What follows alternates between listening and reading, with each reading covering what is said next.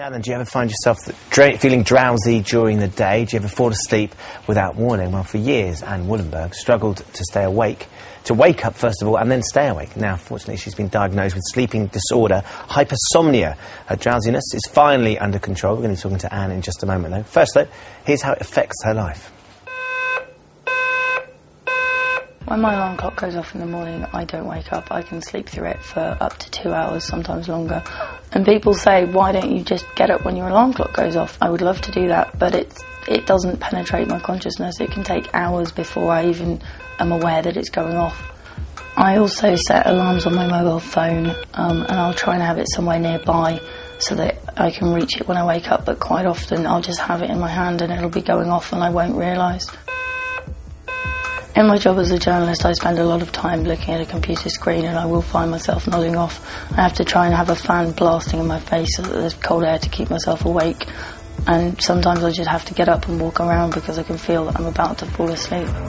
Sometimes I might be at someone's house for a social event, say a dinner party, and I will fall asleep. I think people find it quite rude sometimes because they think that I can't be very interested in what they're saying if I'm falling asleep at the table or at the bar. Well, Anne Woollenberg joins us now, who suffers from this hypersomnia, and GP Dr. Anu Bhatia. Thank you very much for coming in. There's part of this, Anne, that we kind of sit and laugh about because it seems so extraordinary. We could be chatting to you and you might just fall asleep. But it's not funny, is it, for you? And I think there's sort of a lack of awareness where a lot of people think, oh, well, you know, sleepiness, everyone gets tired, how can that be an illness? And it does seem quite comical, but the actual reality is it can ruin someone's life.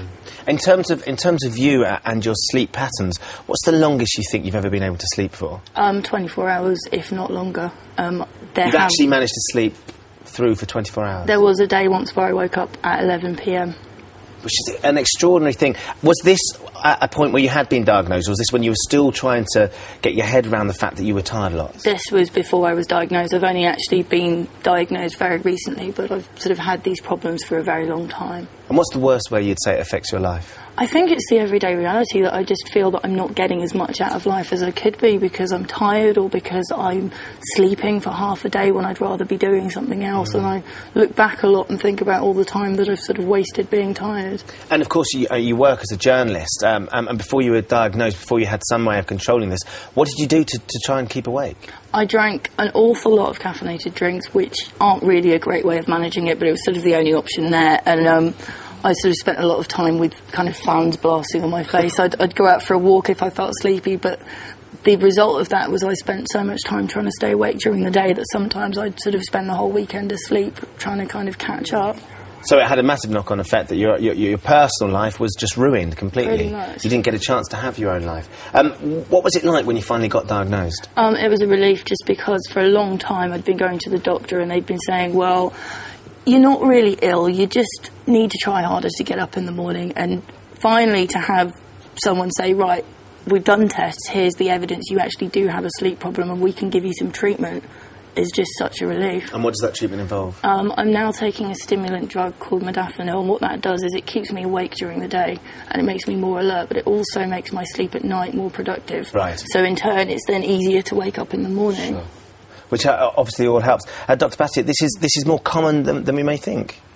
I think Anne's one is quite rare, but certainly hypersomnia is very common, but I think it's quite underdiagnosed, and it's easy to confuse it with just being tired, having a late night and sort of catching 40 winks.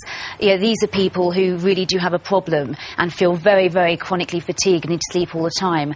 I think perhaps health professionals aren't fully aware of it, so it's probably more prevalent than it is, but it's just not being picked up. So what are the symptoms that some of our viewers at home might be thinking, maybe I've got this?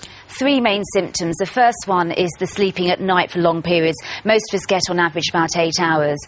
People with this condition can sleep sort of 12 to 14 hours. Secondly, they wake up feeling very, very unrefreshed, and they have a symptom called drunkenness, sort of sleep drunkenness, and they can be very disorientated. And thirdly is the excessive daytime sleeping. They just fall asleep at, you know, they could be in the middle of a meal, they could be talking to you, and they'll just be falling asleep. And has that ever happened to you? Have you genuinely done that to people? there are some situations which sound funny when you relate them now, but I once fell asleep on the toilet for 6 hours, which, although it sounds comical, the actual reality is that it's quite scary sometimes. And very uncomfortable. Yeah, I know, I can't imagine what it's like true. trying to get up. And equally, if you're on your own as well, I mean, having been diagnosed, being able to take the stimulant, will that now allow you potentially to start a family or go can you see the future being a lot more, sort of, having a lot more potential? It's actually quite hard to sort of think about, because the problem is the treatment available you can't take if you want to start a family. So at the point where I want to do that, I will actually have to stop the treatment, which is obviously quite a tricky decision. Yeah, absolutely. Well, look, hopefully you'll be able to make the decision when the time comes. But thank you very much for coming and telling us your story. Thank you very much as well, Dr. Bhatia, as well.